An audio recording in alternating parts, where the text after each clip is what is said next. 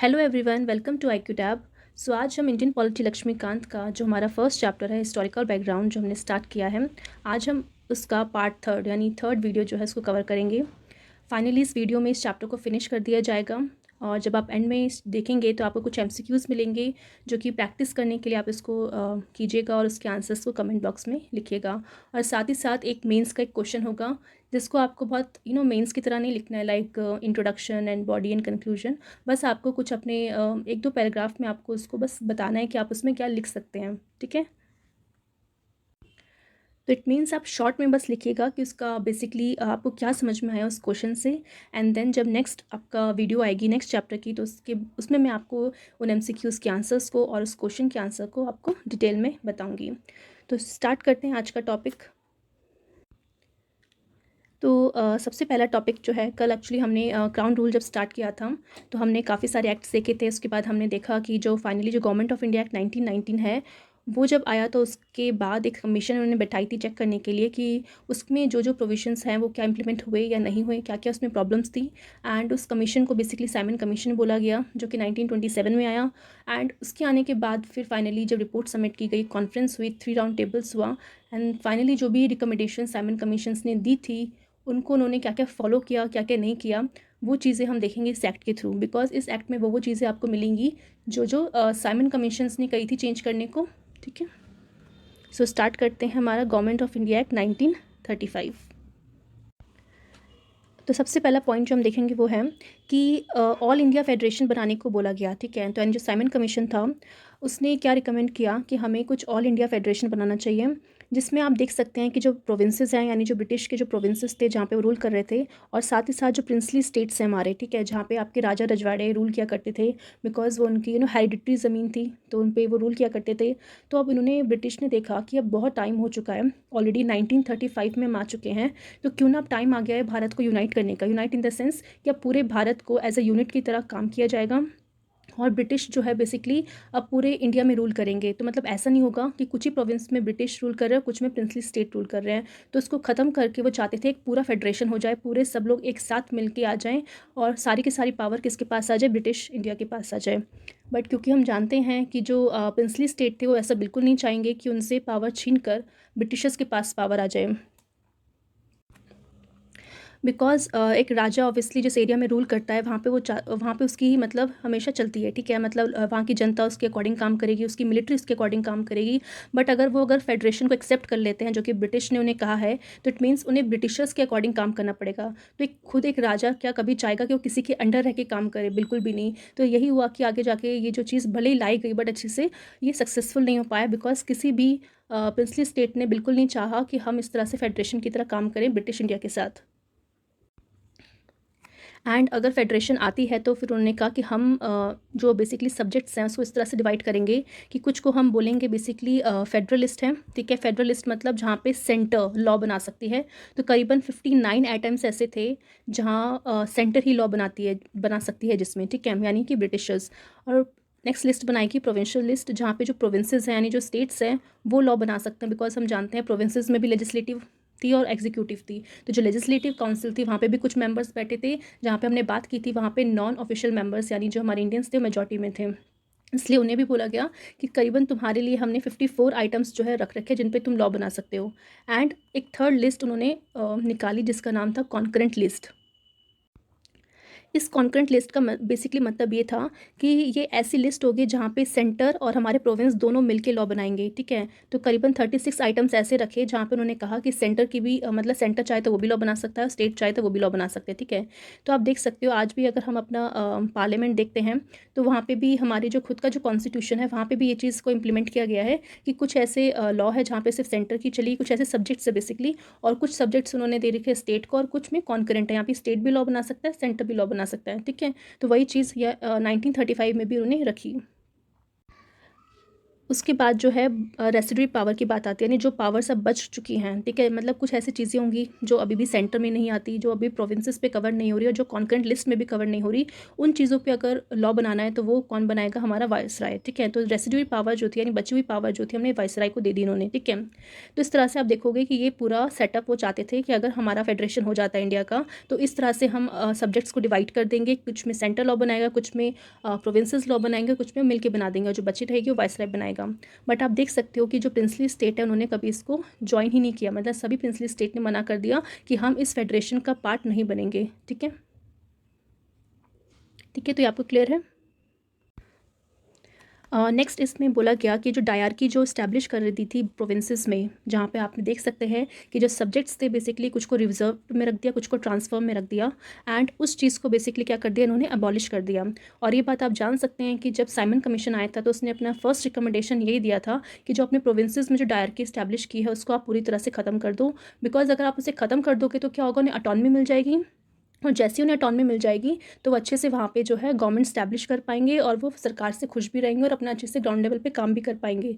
तो वही चीज़ उन्होंने इस एक्ट में की, एंड आप देख सकते हैं प्रोविंशियल ऑटोनॉमी जो है उन्हें दे दी गई, और इस तरह से कह सकते हैं कि रिस्पॉन्सिबल गवर्नमेंट जो है स्टैब्लिश कर पाए प्रोविंसेस में, जहाँ पे गवर्नर जो होगा वो अपने मिनिस्टर्स के साथ काम करेगा, बट रिस्पॉन्सिबल होगा लेजिस्लेचर के, ठीक है। तो उससे पहले क्या था, जब प्रोविंसेस में आप देख सकते थे ट्रांसफर सब्जेक्ट भी थे, कुछ रिजर्व्ड थे। रिजर्व्ड सब्जेक्ट में तो क्या था, गवर्नर अपनी मिनिस्टर्स के साथ काम तो कर रहा था, बट उससे बोला गया था कि आप लेजिस्लेचर को कोई जवाब नहीं दे सकते, मतलब अगर आपने कुछ भी काम किया, कुछ भी ऐसे लॉ बनाया, तो लेजिस्लेचर्स यानी जो हमारे इंडियंस है वो आपसे एक सवाल नहीं पूछ सकते। वही जो ट्रांसफर सब्जेक्ट्स थे वहाँ पर वो सवाल पूछ सकते हैं, यानी लेजिस्लेचर जो थी रिस्पॉन्सिबल थी। तो इन चीज़ों को ख़त्म करके सीधा बोल दिया गया अब कि आपको रिस्पॉन्सिबल गवर्नमेंट स्टैब्लिश करनी है, और साथ ही साथ जब गवर्नर अपने मिनिस्टर्स के साथ मतलब काम करेगा, मिनिस्टर्स की एडवाइस लेगा, तो जो भी वो काम करेंगे उसमें प्रोविंशियल लेजिस्लेचर जो है रिस्पॉन्सिबल होंगे, यानी वो उनसे सवाल पूछ सकते हैं कि आप ऐसा काम क्यों कर रहे हैं और ऐसा काम क्यों नहीं कर रहे, ठीक है।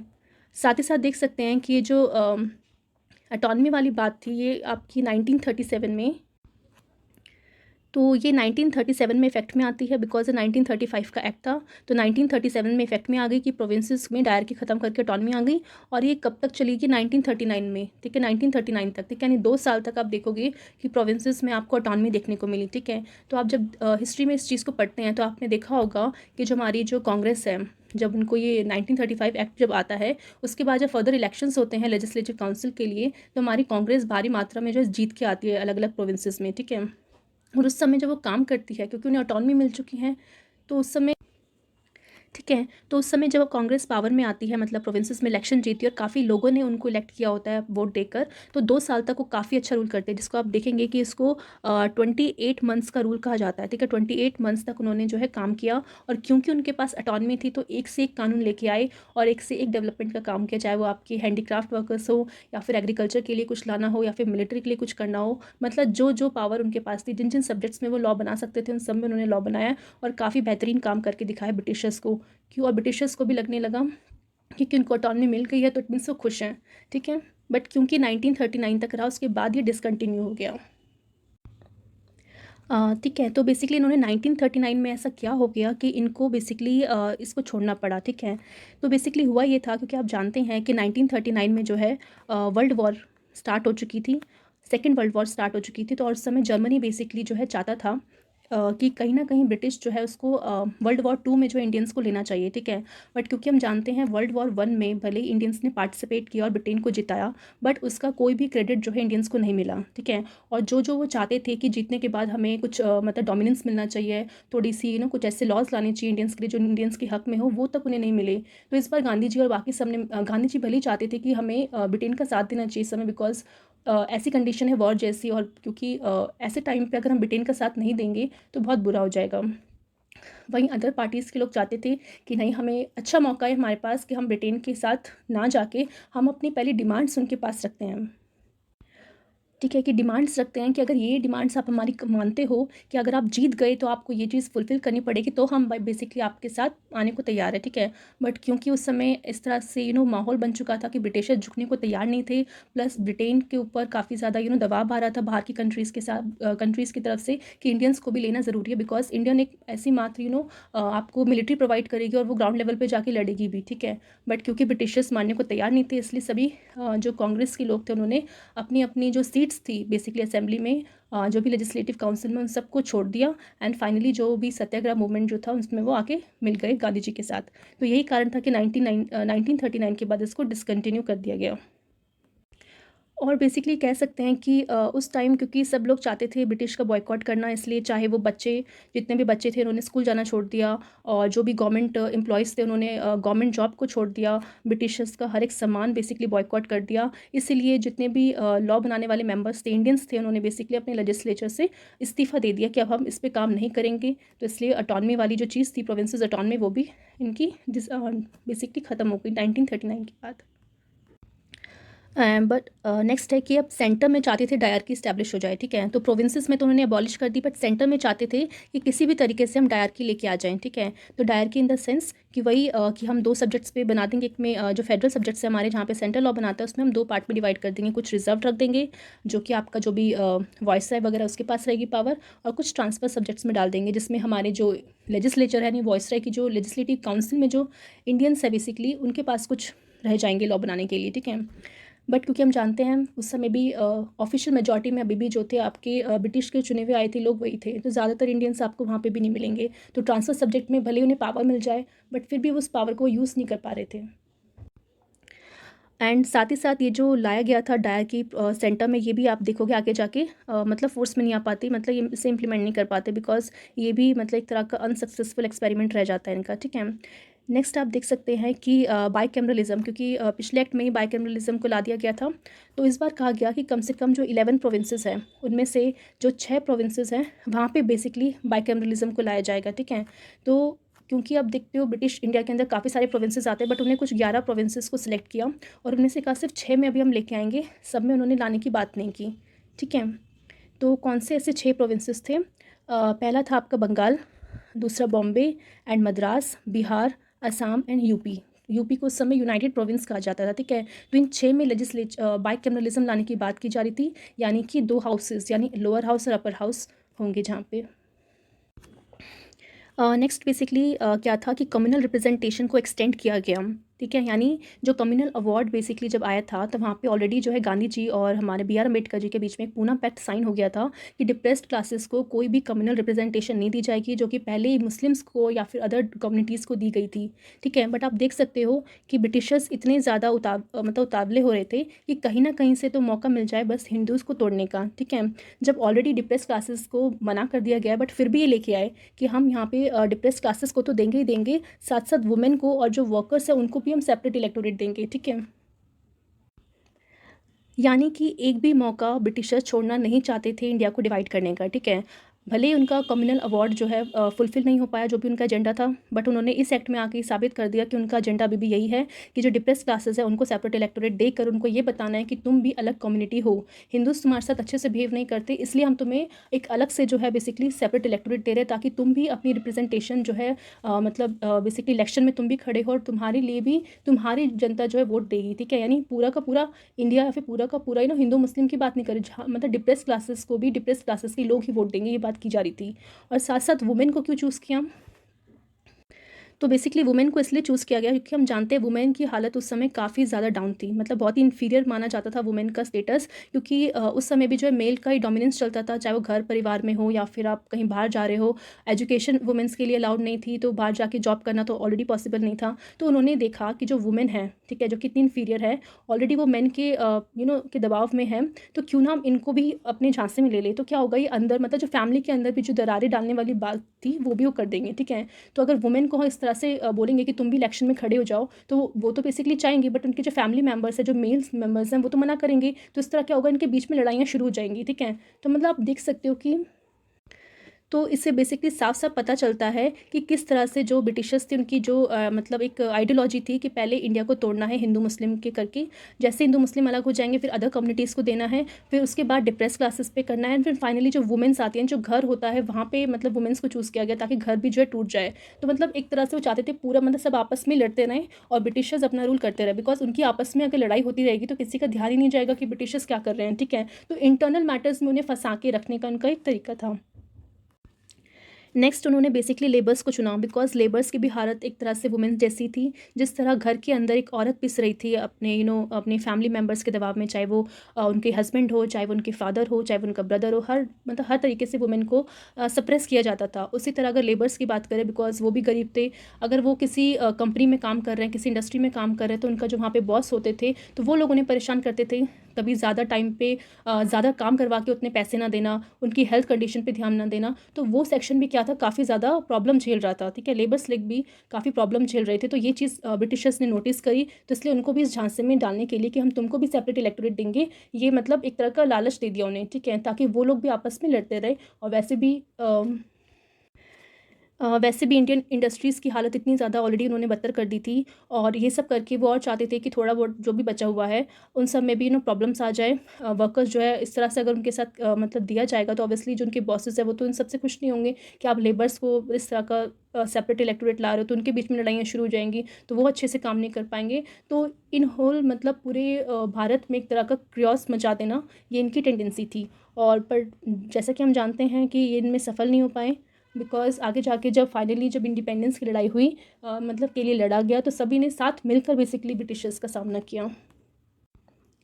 नेक्स्ट आता है कि जो काउंसिल ऑफ इंडिया, ठीक है, यानी कि जो गवर्नमेंट ऑफ इंडिया एक्ट 1858 आया था, जहाँ पे आप देख सकते हो कि वाइसराय की पोस्ट स्टैब्लिश की गई थी और एक सेक्रेटरी ऑफ स्टेट बनाया गया था। एंड उस सेक्रेटरी ऑफ स्टेट को, जो कि लंदन में बैठता है, उसको असिस्ट करने के लिए 15 मेंबर की एक बॉडी बनाई गई थी, जिसमें मतलब 15 मेंबर की एक काउंसिल बनाई गई थी जो कि एडवाइजरी का काम करती थी। अब उस काउंसिल को बेसिकली अबॉलिश करने की बात की गई है इस एक्ट में। ठीक है, और बोला गया है कि जो सेक्रेटरी ऑफ स्टेट है उसको असिस्ट करने के लिए एक टीम ऑफ एडवाइज़र होंगे, बजाय काउंसिल के जो 15 मेंबर की काउंसिल थी उसको हटा के एक टीम ऑफ एडवाइजर्स लेके आ गए कि हम आपकी हेल्प करेंगे, सेक्रेटरी ऑफ स्टेट की मतलब।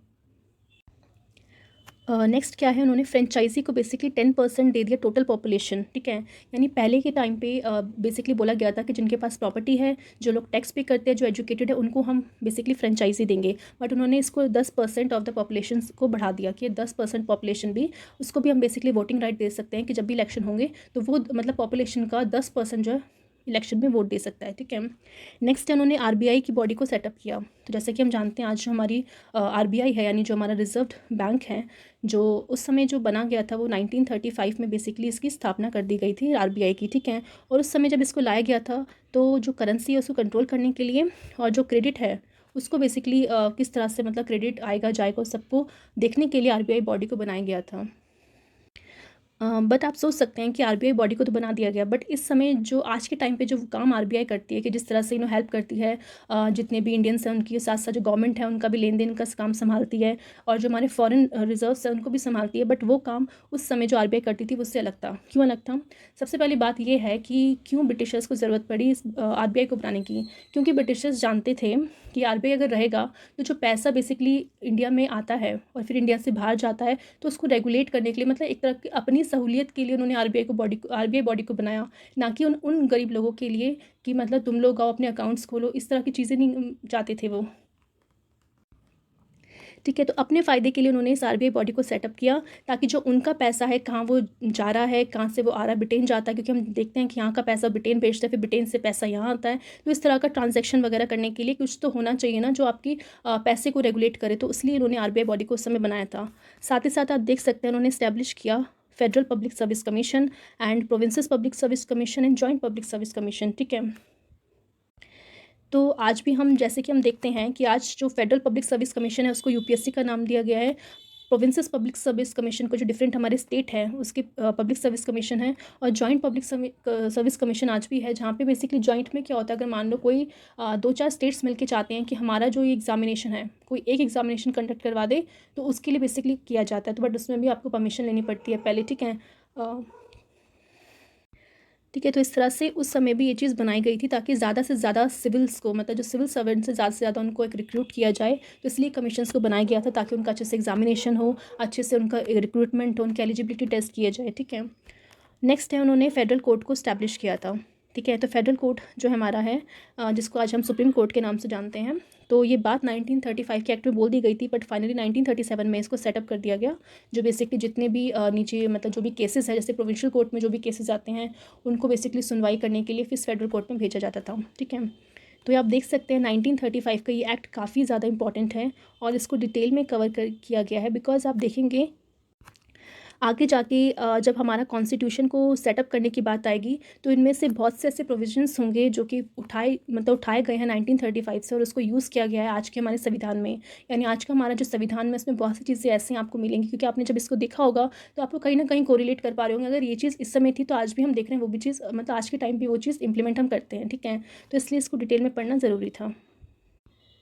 तो ये हमारा एक्ट ख़त्म होता है। अब नेक्स्ट की तरफ चलते हैं।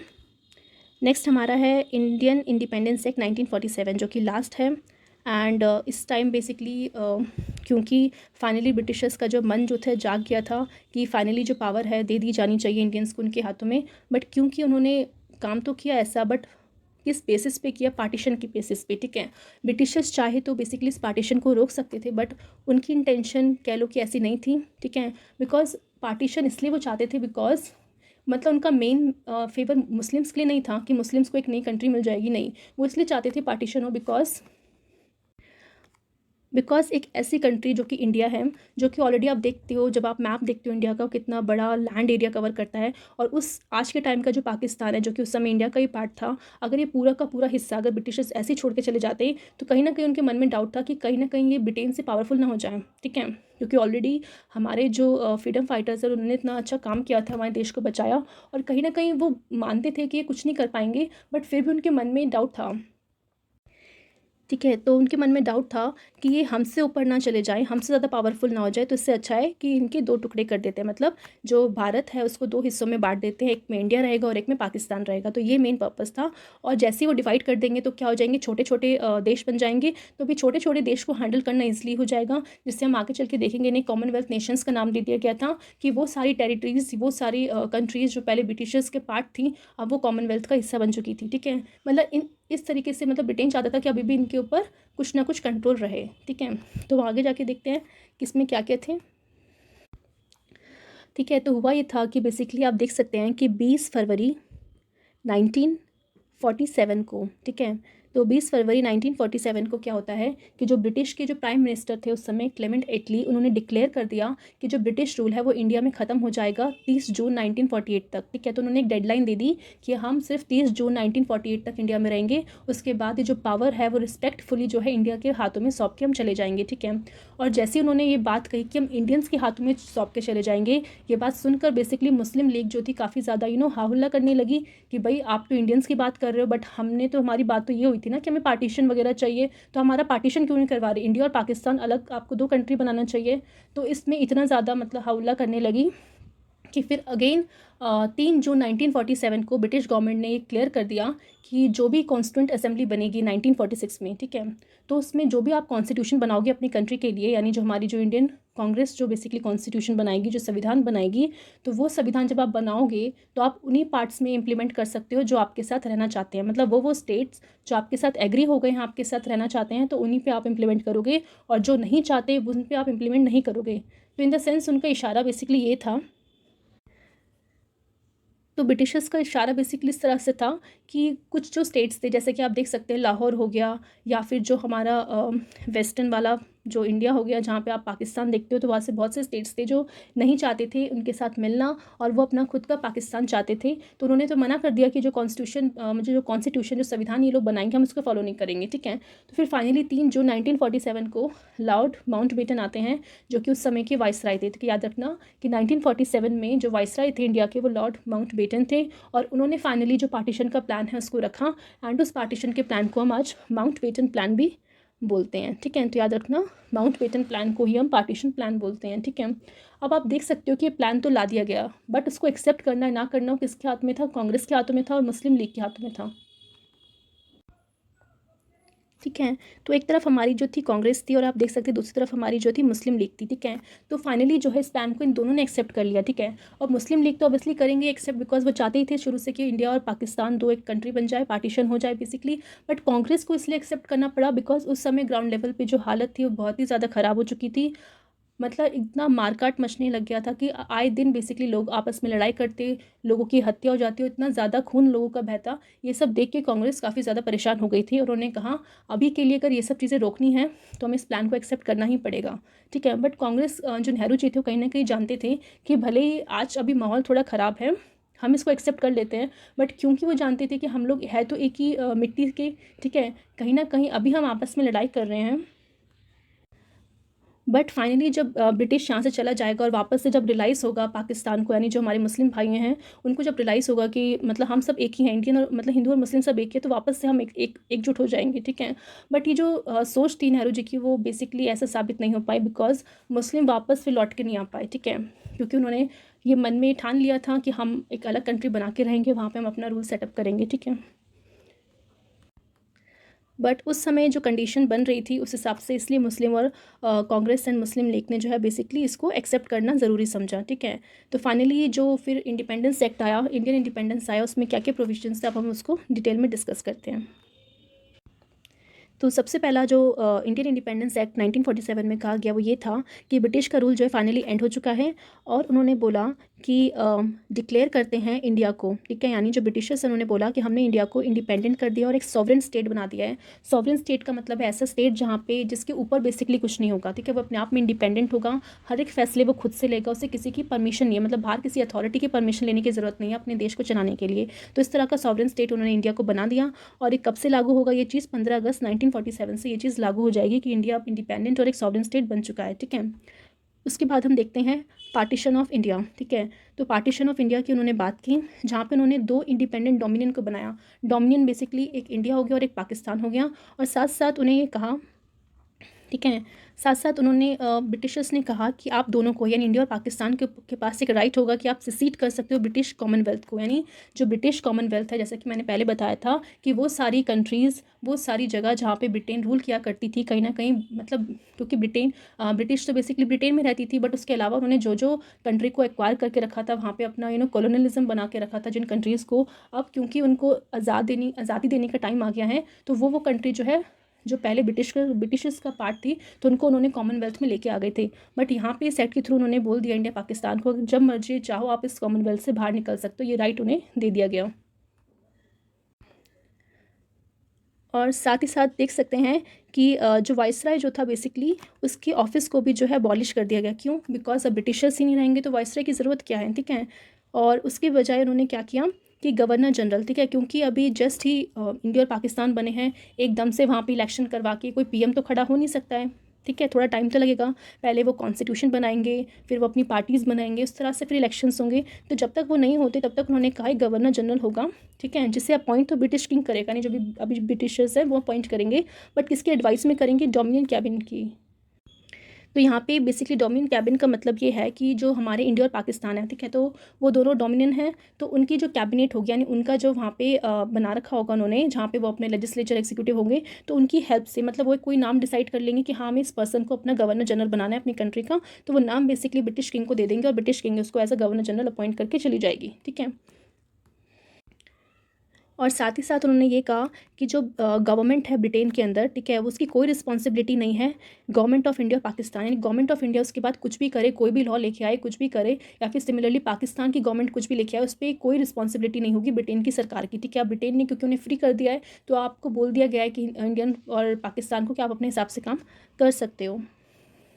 सिमिलरली क्या कहा उन्होंने कि उन्हें पावर किया, मतलब इंडियंस को, मतलब इंडियन को भी पाकिस्तान को भी, कि आप अपनी कॉन्स्टिट्यूंट असेंबलीज़ बना सकते हो, ठीक है। ऑब्वियसली देश को चलाना है तो देश को चलाने के लिए कुछ रूल्स तो होने चाहिए कि आप बेसिकली कौन सी अथॉरिटी को अपॉइंट करोगे, क्या नहीं करोगे। तो उसके लिए उन्होंने कहा कि आप अपना कॉन्स्टिट्यूशन बनाओगे, और कॉन्स्टिट्यूशन बनाने के लिए आपको क्या चाहिए? कॉन्स्टिट्यूंट असेंबली चाहिए, जहाँ पे बेसिकली, ठीक है, तो जहाँ पे बेसिकली कुछ मेंबर्स को चुन के भेजा जाता है असेंबली में, और वो मिलके बैठ के जो है सहमति से जो है कुछ लॉ बनाते हैं, ठीक है। तो ब्रिटेन ने उन्हें एम्पावर कर दिया कि आप दोनों अपने अपने जगह पे कॉन्स्टिट्यूंट असेंबली बनाओ और अपने देश का एक संविधान बनाओ, संविधान के अकॉर्डिंग फिर आप रूल करना, ठीक है। और साथ ही साथ ये बोला कि जो ब्रिटिशर्स हैं, ठीक है, तो ब्रिटिश पार्लियामेंट जब थी उस समय भारत में, उस दौरान उन्होंने कुछ एक्ट बनाए होंगे, ठीक है, जैसे पुराने आप देख सकते हो इंडियन काउंसिल एक्ट था, गवर्नमेंट ऑफ इंडिया एक्ट था, ऐसे बहुत सारे एक्ट बनाए होंगे। तो वो उन एक्ट को रिपील करने की पावर भी दे दी कि आप चाहो तो उन पुराने एक्ट को आप रद्द भी कर सकते हो, कि वो अब फाइनली आप इम्प्लीमेंट नहीं होंगे। और साथ ही साथ जो इंडिपेंडेंस एक्ट है, यानी ये जो एक्ट अभी हम पढ़ रहे हैं, उसमें जो जो चीज़ें लिखी हुई हैं उसको भी आप बेसिकली रिपील कर सकते हो, यानी ख़त्म कर सकते हो, ठीक है। तो अब आप सोच रहे होंगे कि जो एक्ट बेसिकली सारी बातें कर रहा है उसी को ख़त्म करने की बात क्यों बोलेगा। बिकॉज आप देख सकते हो कि जो इंडियन इंडिपेंडेंस एक्ट था वो इसलिए था जो कि बेसिकली बात ही जो है पार्टीशन की कर रहा था। ठीक है, तो इस एक्ट ने बेसिकली इंडिया को दो भागों में डिवाइड कर दिया। तो ब्रिटिशर्स बेसिकली ये कहना चाहते थे इस एक्ट के थ्रू कि अगर आप चाहते हो कि पार्टीशन ना हो, ठीक है, इन फ्यूचर अगर आप दोनों का मन बदल जाता है क्योंकि आप एक ही कंट्री का पार्ट थे पहले और आपके बीच में सहमति आ जाती है तो आप वापस से ज्वाइन होना चाहते हो, इस तरह का पार्टीशन रद्द करना चाहते हो, तो ये पावर भी आपके पास है।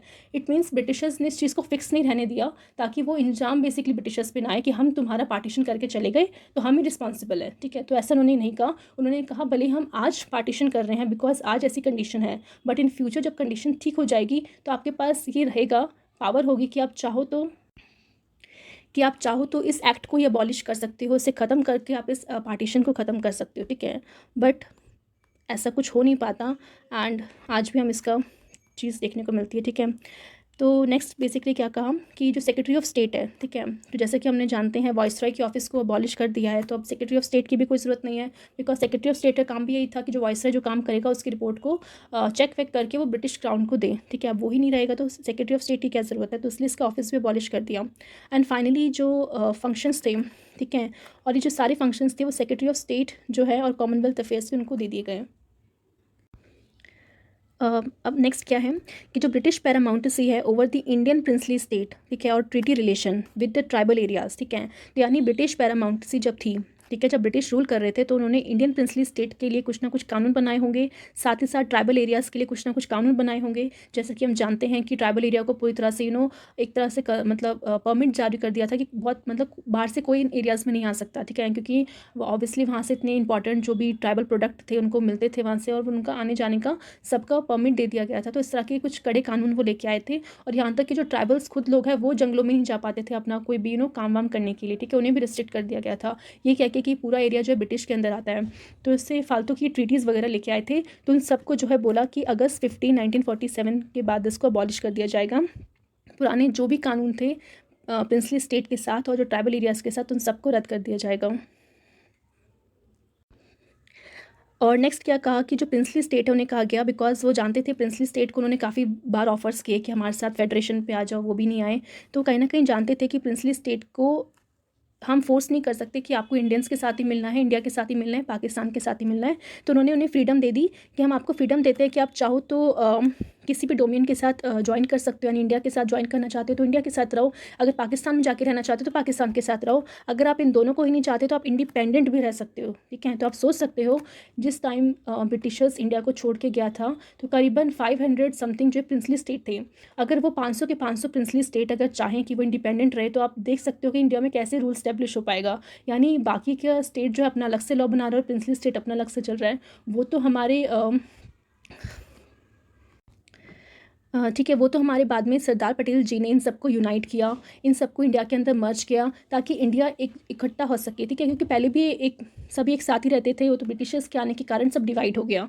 ठीक है, तो उस समय ये ब्रिटिशर्स इस इंडियन इंडिपेंडेंस एक्ट में उन्हें बोल के गए कि आपके पास ये फ्रीडम देते हैं कि आप या तो इंडियंस के साथ रहो या पाकिस्तान के साथ रहो या फिर इंडिपेंडेंट रहो। ठीक है, जो कि बहुत ही ज़्यादा गलत किया बिकॉज आप एक तरह से इंडिया को अभी भी फर्दर डिवाइड करने के बारे में सोच रहे हो। ठीक है, नेक्स्ट उन्होंने कहा कि जो भी गवर्नमेंट ऑफ इंडिया एक्ट 1935 के जो भी प्रोविंसेस हैं, ठीक है, उसको आप चाहो तो ठीक है, तो उसको आप चाहो तो अपने अपने डोमिनियन में यूज़ कर सकते हो। ठीक है, बिकॉज अभी इंडिया और पाकिस्तान जस्ट अभी इंडिपेंडेंस उन्हें मिली है, उसमें कैसे रूल करना है, किस तरह से सरकार चलेगी, कैसे कामकाज होगा, तो क्योंकि अभी पता नहीं है तो उन्होंने कहा है कि जो भी गवर्नमेंट ऑफ इंडिया 1935 आया था उसमें बहुत सारे हमने रूल्स बना के गए थे, आप चाहो तो नहीं रूल्स को फॉलो कर लो। कि जिस तरह से हमने बोला था कि सेंटर में डायरकी होनी चाहिए और 3 लिस्ट हमने बनाए थे, और जिस तरह से हमने फ्रेंचाइजी लोगों को दी थी, बाइकैमरलिज्म लेके आए थे, तो वो सब चीज़ें आप चाहो तो यूज़ कर सकते हो जब तक आपका खुद का संविधान नहीं बन जाता। ठीक है, नेक्स्ट है कि जो ब्रिटिश मोनार्क है यानी जो ब्रिटिश क्वीन है वो क्या करती थी पहले कि कोई भी जो बिल आता था, ठीक है, उसको वीटो करने की पावर रहती थी ब्रिटिश मोनार्क के पास। बट क्योंकि अब इंडिया और पाकिस्तान इंडिपेंडेंट हो गए हैं तो वो पावर भी इनसे छीन ली गई और कहा गया कि क्योंकि अब गवर्नर जनरल है जो बेसिकली इन दोनों को लीड करेंगे तो उनको ये पावर दे दी गई। और क्योंकि जो गवर्नर जनरल चाहे वो इंडिया की हो या फिर जो डिफरेंट आपके जो स्टेट्स हैं वहाँ पर भी गवर्नर जनरल थे, तो उन्होंने कई जो भी काम करेंगे पहले काम किसके लिए करते थे, ब्रिटिश मोनार्क के हिसाब से काम करते थे कि जैसा जैसा ब्रिटिश मोनार्क कहती थी वैसे वैसे अकॉर्डिंग काम करते थे। बट क्योंकि अब इंडिपेंडेंस हो गए हैं इंडिया और पाकिस्तान, तो अब क्योंकि ये जब गवर्नर जनरल जो होंगे वो किसकी एडवाइस में काम करेंगे, काउंसिल की। तो कौन थे काउंसिल, बेसिकली इंडियंस थे, ठीक है, इंडिया में इंडियंस थे और पाकिस्तान में उनके लोग थे, काउंसिल में बैठे हुए थे, उनकी एड और एडवाइस लेके ये लोग काम किया करते थे। तब तक काम करेंगे जब तक हमारा संविधान नहीं बन जाता, ठीक है। एंड फाइनली आप देखोगे 1946 में आपका कॉन्स्टिट्यूशन असेंबली जो थी इंडिया में बना दी गई, एंड जिससे बाद में parliament of the Indian dominion कहा गया, ठीक है। और जो पहले गवर्नर जनरल जो थे हमारे न्यू डोमिनियन ऑफ इंडिया के, वो है लॉर्ड माउंटबेटन, ठीक है।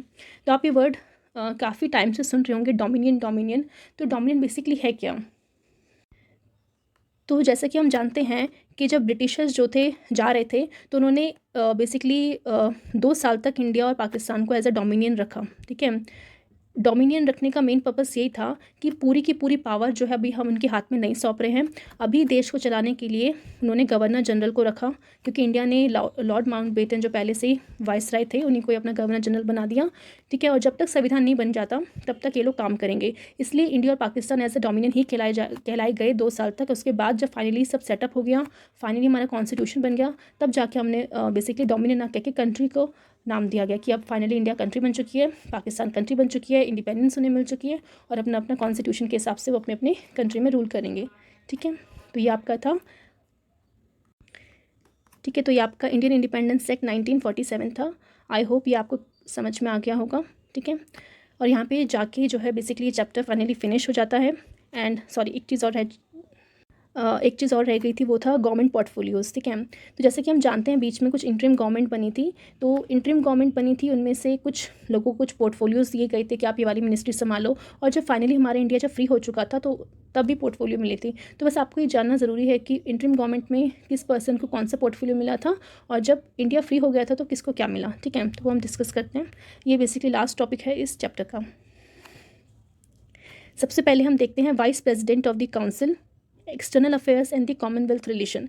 तो ये काम जो था इंटरिम गवर्नमेंट के टाइम पे जवाहरलाल नेहरू को दिया गया कि आप basically as a vice president रहोगे काउंसिल के, और जो भी एक्सटर्नल अफेयर्स है, मतलब जो भी देश दूसरी कंट्रीज़ के साथ जो भी काम बातचीत करनी है, या फिर जो कॉमनवेल्थ रिलेशंस कैसे सेटअप करने हैं, तो उसकी जिम्मेदारी नेहरू जी को दी गई। एंड जब आपका फ्री इंडिया हुआ, यानी जब इंडिया फाइनली फ्री हो गया, तो उसके बाद भी जो है जवाहरलाल नेहरू ही इस डिपार्टमेंट को, इस पोर्टफोलियो को संभाल रहे थे। तो याद रखना, जवाहरलाल नेहरू के पास इंटरिम गवर्नमेंट के टाइम भी यही पोर्टफोलियो था, और इंडिया जब फ्री हो गया तब भी, ठीक है। नेक्स्ट आता है होम इंफॉर्मेशन एंड ब्रॉडकास्टिंग। तो ये बेसिकली किसको दिया गया? तो इंटरिम के टाइम पे ये सरदार वल्लभ भाई पटेल के पास था, एंड जब इंडिया फ्री हुआ तब भी पटेल जी के पास ही ये इंफॉर्मेशन और ब्रॉडकास्टिंग का काम था। नेक्स्ट आते हैं फूड एंड एग्रीकल्चर। इसमें बेसिकली डॉक्टर राजेंद्र प्रसाद जो थे उनको ये काम सौंपा गया इंटरिम गवर्नमेंट जब बनी थी, और जब फ्री इंडिया बना तब भी डॉक्टर राजेंद्र प्रसाद ही इसके चेयरमैन थे, ठीक है। नेक्स्ट है इंडस्ट्रीज़ एंड सप्लाई। तो इंटरिम गवर्नमेंट में जब थे तो उस समय डॉक्टर जॉन मथाई जो थे बेसिकली इसको संभाल रहे थे, एंड जब हमारा फ्री इंडिया हुआ तो डॉक्टर श्यामा प्रसाद मुखर्जी ने इस डिपार्टमेंट को संभाला। देन हमारा लेबर आता है। तो लेबर के जो थे वो इंटरिम गवर्नमेंट में जगजीवन राम थे, और फ्री जब हुआ इंडिया तब भी जगजीवन राम को ही बनाया गया। डिफेंस की बात करते हैं तो इंटरिम गवर्नमेंट में सरदार बलदेव सिंह थे, और जब इंडिया फ्री हुआ तब भी सरदार बलदेव सिंह ही इसको संभाल रहे थे। नेक्स्ट हम आते हैं अदर पोर्टफोलियोज़ में। तो पहला है वर्क, माइंस एंड पावर, ठीक है।